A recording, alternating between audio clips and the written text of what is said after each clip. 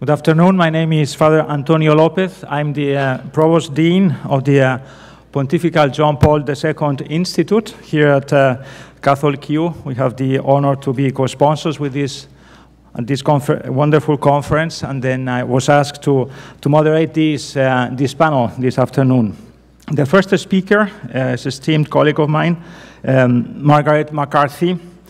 She graduated from the John Paul II Institute in Rome and teaches theological anthropology. She besides working at the Institute, she's also the editor of Humanum, the Issues in Family, Culture and Science, which is an online journal that the Institute produces. Very interesting. You found this on your tables. So there is the website, humanumreview.com. Just don't do it now, but make sure you visit later. Right. She's also the author of the book Torn Asunder, that deals with the how divorce affects children, not published last year. Her talk is titled Humanae Vitae and the Ungendering of Gender. Please join me in welcoming Dr. McCarthy.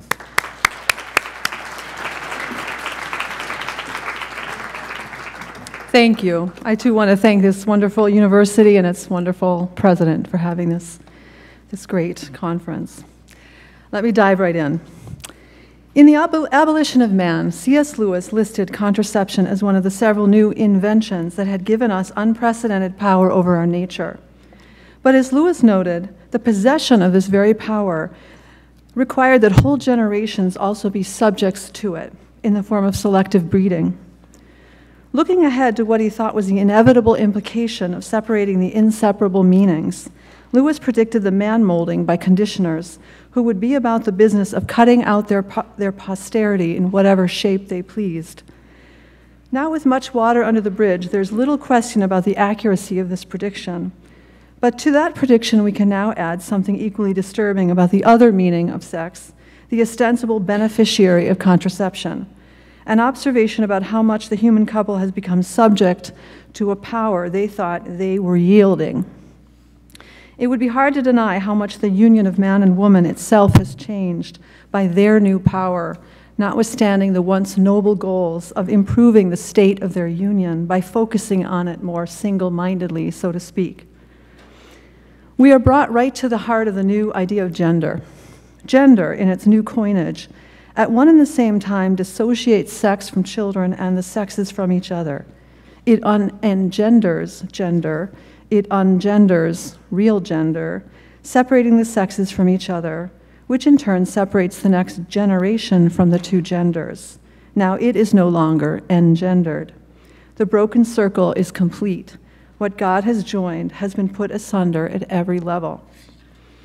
In the following, I look at the question of the inseparability of the two meanings. I do this by looking first at the separation of the inseparable meanings, at the heart of the new gender theory. I then turn positively to the inseparability doctrine, Humanae Vitae, to look at the sense in which the two meanings stand or fall together, while taking up the challenge for which gender is the purported solution. Let me begin by noting what is implied in the Latin root of the English word, gender.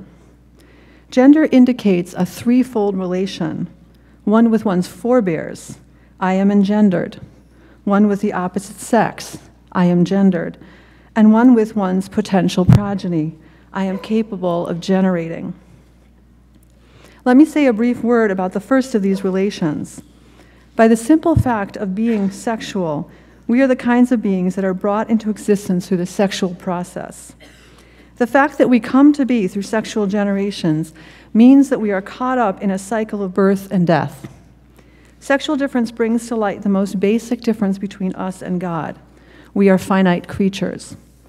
As sexual beings, our conception marks the beginning of our parents' death, and ours too. There are, of course, asexual organisms that come into being and are quickly replaced by new individuals of their species through asexual reproduction.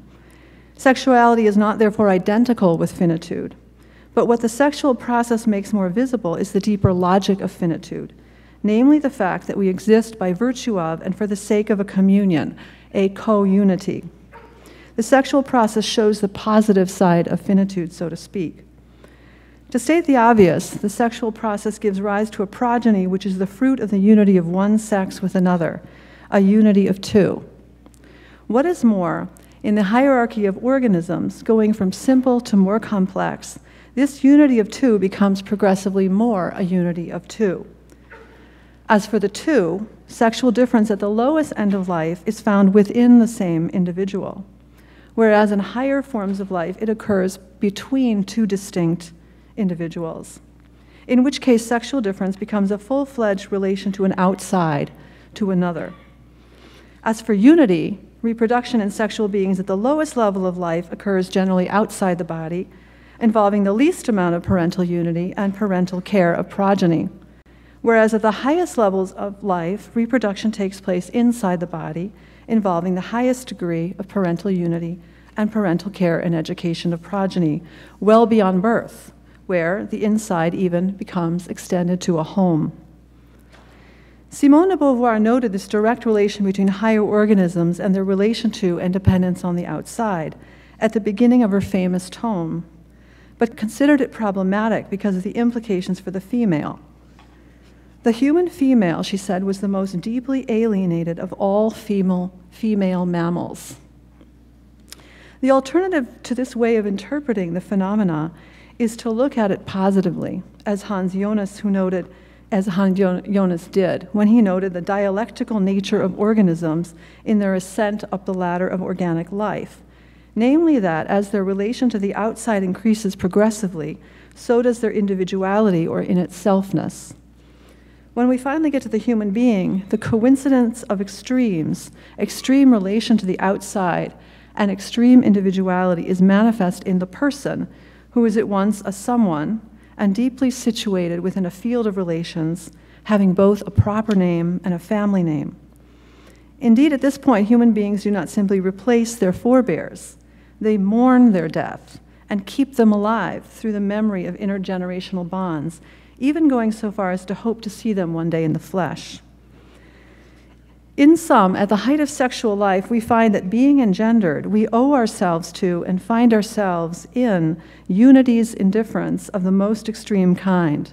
That is, communities of persons, where the members are the most distinct as individuals and the most deeply embedded with each other, with the other members.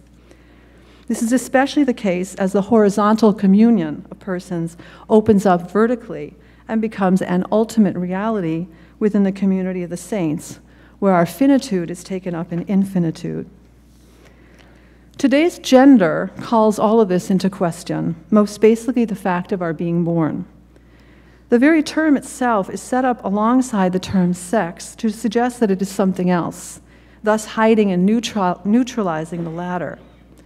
We should not be distracted by rare disorders of the genetic or hormonal kind, originating at some point in utero, nor by psychosomatic disorders.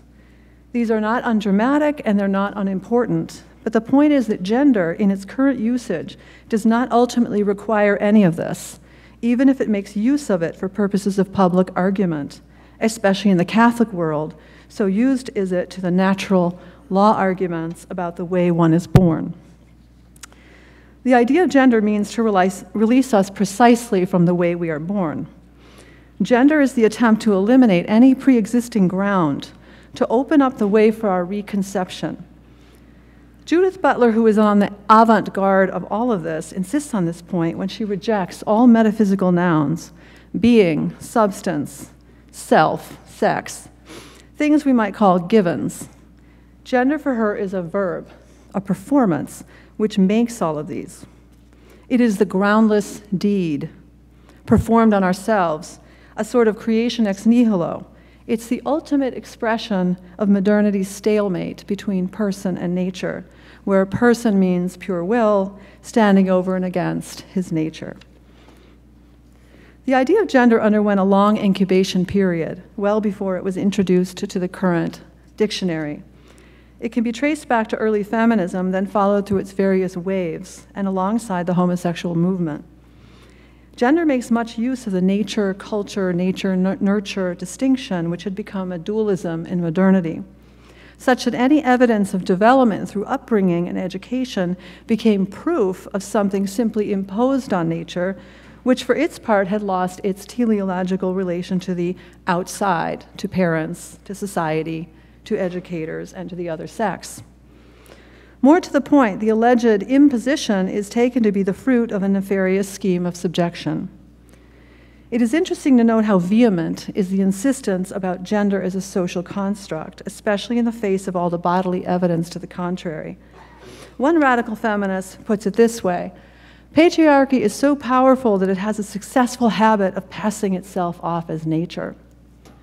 But Judith Butler is the most vehement in her insistence that there is no there there, when she claims that the very appearance of a given nature is itself the effect of a discourse, which is so clever that it makes the alleged nature look original, while really behind it lurks something more original, namely power or gender border control. The argument for gender is as a mere social construct, thus, has been thoroughly inoculated against any contrary evidence. In sum, gender exists to hide any trace of a reality lying underneath it. Even more, though, gender's hiding is a resistance to the reality it hides. Specifically, it resists the three relations implied in the etymology of the very word it takes for itself. Historically, the idea of gender as a social construct was aimed at feminism's dominant concern, then and always, the problem of the child for the woman. Considered to be at odds with her humanity and an obstacle to her equality with men, who, being less involved concretely in the having and raising of the child, have been able to pursue distinctly human interests, single-mindedly. The woman, said de Beauvoir, is in servitude of maternity, which in itself is already alienating and of no benefit to the woman. What is worse, though, is that the state of affairs puts her in a deep state of dependency on the father of her children, who for his part is complicit in the grand scheme of alienating the woman as his other. For de Beauvoir, just as the two servitudes went hand in hand, so did her independence from the child require independence from the man. And in the history that developed, this putting into question of that meaning took the form of either making the sexes interchangeable, or setting them apart from one another, or finally turning them in a different orientation altogether. In sum, gender frees the mother for her child, and then woman from the man. Since the one thing they cannot have without the other has been put into question, now they are no longer indispensable to each other. Now that the two meanings have been separated, the two relations can be resisted in another form. It should come as no surprise that gender brings back the child on new grounds. Gender is a close ally with artificial reproductive technology, which makes sex no longer indispensable for having children, not only in the sense that it replaces the sexual act, but that it tends ever more toward the elimination of the sexes altogether, be it through cloning or the coaxing of gametes out of stem cells. ARTs give future parents mastery over their reproductive limits, its timing, its heteronormativity, not to mention its control, its lack of control over results. But they also free future children from the burden of being born, however counterintuitive it may be to think of emancipation for children who are deliberately constructed, made, that is, not begotten. This is what gender does for us. It sunders woman from child, man from woman, then child from mother and father. Let us note something about the character of gender's resistance to the three relations. The resistance does not consist in making them altogether disappear. To the contrary, it makes them very apparent. Indeed, they are all appearance and no substance. This is clear in the extravagant use that gender makes of leftover packaging, everything that is actually inessential to sexual difference, if not immaterial. The much maligned stereotypes, such as preference for lipstick, maxi skirts, and the like, which now, detached as they are from the essence of sexual difference, really are stereotypes. Let me note, too, that the reason gender resists what is essential to sexual difference, being born of a mother, being capable of a one-flesh union, being capable thereby of begetting children, is that each of these relations puts us in a given order of things prior to our choosing. But again, the relations are not simply put away. They are brought back in and on new terms. First, they are vehemently declared not to be natural or prior against all appearances. Then they are declared to be mere choices or options available to the indeterminate will and under its control and management. Having a child is a choice with built-in returns policies. Unions are voluntary, they're relationships. Even the child's relation to his parents is reconceived along contractual terms, he being a putative adult with whom the parents are in constant negotiation. And of course, our own relation to our very selves, our gender, is a renegotiable choice. It may well be that the majority of people still happen to choose according to the evidence of their bodies. They may still get married to the opposite sex, conceive children the old-fashioned way, and identify themselves as the gender that happens to line up with their bodies. But the key is that they do these things not because they're consenting to some prior arrangement, but simply because they have chosen it. Nevertheless, the more emphatically the chosen relation contravenes the original form, substituting it with another option, the more it demonstrates successful resistance to the idea that we are constituted prior to our choice. This is why the old aberration will be the new norm, and the old norm will become ever more suspect, the stubborn resistance of reality to our free resistance. It is in this precise sense of resistance that gender can be said to be diabolical in the deepest sense as that which separates things that belong together and then reunites them transformed and on its own terms. We can see how much the forced separation of inseparable things necessarily changes those things. They stand and fall together. Why do we do this? We have already hinted at a reason. To be in a given order, which places us in a prior relation to another, strikes us as negative, as confining. In being born, we arrive on the scene caught up in a set of arrangements we did not sign up for. We find ourselves already facing a certain direction, standing as we do at a gender border control. And our futures are not simply in our hands or our dreams. We think of these aspects of the given order as negative because they are limitations on our freedom of movement. They are operations of power, and therefore fundamentally unsafe, not only because of the occasional, even frequent abuse, but by definition.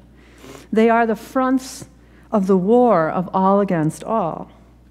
We may avoid the war altogether, as some feminist pacifists have urged us to do, those who say that sex is by definition rape, or we may enter the fray and simply stay protected, containing the war by observing the rules of engagement. That would be contraception. In any event, even where there is no apparent antagonism in the three relations, the antagonism is assumed. This is why they have been banished from the state of nature and brought back in on safer contractual grounds. Essentially, this perception of antagonism is tied to the dominant conception of freedom, according to which freedom is no longer in a prior relation to an objective good. We have already noted how this came to expression in the person-nature stalemate, where person, now a pure, undetermined will, stands over and against or indifferently to his nature. To this we could add that person, instead of being defined by relation, in which that same nature catches him up, stands over and against or indifferently to that. Wariness about the relations in which we are caught up is understandable. We do abuse each other, and we are always doing so. But what is new here is that we have made this abuse the first, last, and most definitive word about our relations to each other. They are by definition unsafe. It is not good to be together. A son, a daughter, a man, a woman, a mother, a father. Returning to the reason why we seek to jettison the natural human relations, we might wonder whether in doing so we actually succeed in securing more freedom for ourselves and greater individuality. Recall that it is because there is always a relation behind or inside every substance that Butler wants to jettison substance altogether, because to be anything would mean to be entrapped in a relation that is by definition an operation of power. Absent those, there is and can be no subject, no self, no I. There is only fluidity. One can see here the traces of the devil's bargain, where having the whole world, by circumventing the limits of the natural relations, marked on and in our sexually distinct bodies, really does come at the cost of one's very soul, that is, of being anything in particular. We have just seen that in the discussion of gender, the gender project, how much gender is dominated by separation. All of this, of course, is only possible because of the separation of the two meanings of the sexual act, without which men and women would be indispensable to each other and they to their children. This is the negative illustration of Humanae Vitae's central point, that the two meanings stand and fall together. Let me say a word about each of these two meanings and their inseparability, paying especial attention to the chief interest of those in favor of separation, that is, the concern over power and instrumentalization and the desire for freedom, a just desire. It is well known that before the Council, some charged the teaching of the Church on the end of marriage appeared to instrumentalize marriage and the act belonging to it. This charge, of course, assumes a notion of end which is extrinsic to an action, not the end belonging to our tradition, the teleological one, which coincides with the fullness of an action, the marriage act in this case. That said, from the side of the theology of marriage, it was possible to ask just where conjugal love was. In many ways, the development of the theology of marriage before and during the Council, with its increasing emphasis on the sacredness, dignity of marriage, its status as a state of life, and therefore its specific contribution to the universal call to love, was the necessary response to the perception of instrumentalization.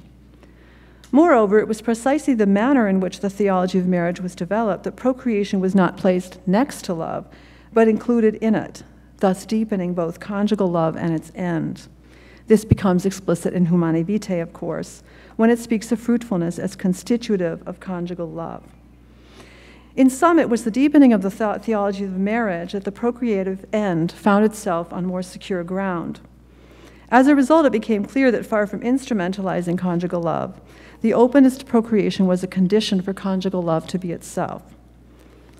Part of seeing how little the openness to the procreative end instrumentalizes conjugal love is to see how that same openness prevents the instrumentalization of the lovers themselves.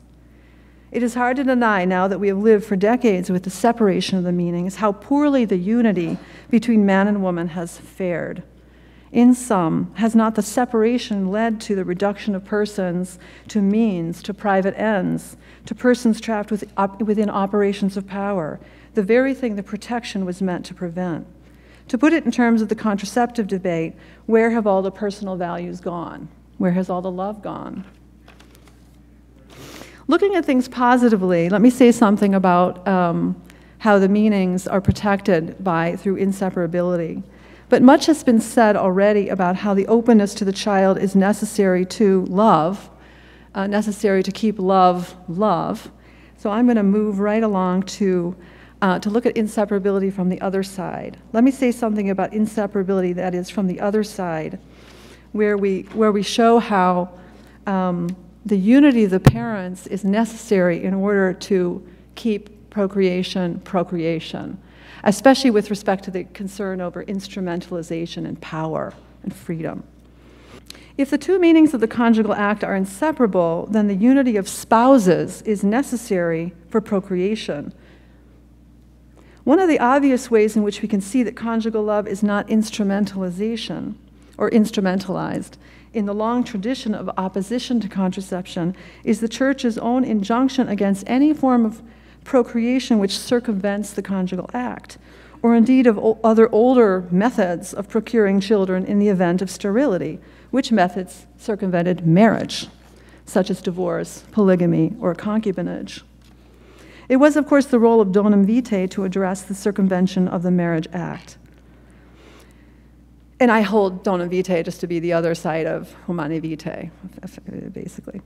Essentially, the heart of donum vitae's injunction against the separation of the conjugal act from procreation was that the child would become subject to a dominion characteristic of things made, not begotten. This substitution of the act of begetting belonging to natural things, including human beings, by which they bear fruit, with the technical act of making, says Donum Vitae, establishes the domination of technology over the origin and destiny of the human person. We are reminded of Lewis's conditioners who can now cut out their posterity in whatever shape they please, designing them and subjecting them inevitably to quality control. Again, Hans Jonas is great on this, on the importance of the child's, the right to ignorance. The child has a right to ignorance, so that his parents aren't designing him. The issue goes well beyond the good intentions of well-meaning parents filled with a natural desire for something very good, but of a kind of action which has domination at its very logic. When a child is the direct object of its parents' design, the child has become a means to an end measured by their criteria. It has become an object of an operation of power. The Church's injunction against this side of the separation is helpful for understanding its injunction against the other side, especially in the face of the objection that the couple has been made a mere means to the end of a child. For here one can see that the child, not being a means to an end, must also come from an activity which is not simply a means to an end, a biological factory. The German philosopher Robert Spamann's comment is elucidating and funny when he says, as though speaking to his children, "Don't believe I was thinking of you when I was with your mother." The child, of course, can be wanted, but only as a fruit of an act of mutual, gratuitous, and uncalculating self-forgetfulness. It's kind of what sex is. Returning to the child, the injunction against the separation of conjugal union from procreation involves a deepening of just what procreation is, that is, of what children are. Unlike lower sexual organisms, human children remain with their parents well beyond birth because of their need to be raised and educated. Adolf Portman speaks of the child's need for a second uterine year in the womb of the family, since only in the family does the human child learn to speak, stand upright, and walk. But this need goes further. The need, being human, is not only for food and shelter, learning how to speak, learning how to walk, but also to be brought up into a human community, beginning with the first community of one's parents. The insistence on the unity of parents as a constitutive dimension of the child, be it in the child's coming to be it in his or her long education, is simply a recognition of what the child is, a being from, a being with, and a being for a communion of persons. Any relaxing of that unity of the parents, on the contrary, implies simply a different conception of what the child is, either by thinking of him as an object of domination or the subject of resistance to the fact of givenness. The former is evident in all the myriad of ways in which children have been put to the test, literally, in laboratories by the conditioners. The latter has been in view for far longer, beginning with the leniency of liberalism towards divorce. When John Locke approved of divorce on the grounds that the end of marriage was procreation, he was not wrong about the end so much as that in which it consisted. Taking the procreation education of children seriously means to take seriously the love of parents for each other, which is, as Humanae Vitae says, a condition of the sincerest care of the offspring. Here we can address what is often the most difficult challenge to the teaching of Humanae Vitae, namely that most of the time in the life of a married couple, they are infertile, including during their fertile years, and that they, unlike animals beneath them, are not without sexual interests outside the windows of fertility. Given all of this, how can the Church say that each and every marital act must of necessity retain its intrinsic relationship to the procreation of human life? Augustine famously interpreted the procreative end to imply the wrongfulness in the form of a venial sin of a conjugal act that was not consciously, intentionally procreative or during infertile times. But the Church does not follow him on this. How can the Church, though, maintain its principle, each and every marital act must of necessity retain its intrinsic relation, etc., without following Augustine on his practical application of the principle? A frequent way to read the principle is to say that spouses do retain their intrinsic relationship to procreation, but simply by not thwarting it. This principle brought to bear often on the difference between contraception and periodic continence in NFP is an important one and valid. Still, it is hard, in my view, to see how this minimal reading can be used to read the use of infertile times positively as retaining their intrinsic relationship to procreation. Might it not be better to interpret the principle in a more maximal and positive way by looking at infertility as a feature of the kind of procreation and education that belongs to the human couple? And with respect to the claim that is often made that the general infertility of the human couple shows and proves that spouses are not only for procreation, we could say instead, on the contrary, that they are more deeply for procreation, since their sexuality takes into account the kind of progeny they are apt for conceiving. Children need time with their parents to learn from them many things, chiefly about the communion of persons that put them in being, that marks them now, and that asks to be taken up by them in the future. In this sense, the love of spouses for each other is always a primary education, and always therefore retains its intrinsic relation to procreation, as the Church, together with Augustine, insists. We saw that the unengendering of gender exists to drive a wedge between the person and his or her nature, so as to drive a further wedge between the person and the three fundamental relations of that same nature. We saw furthermore that the move of resistant separation is driven by the concern for safety, for the individual, for his freedom.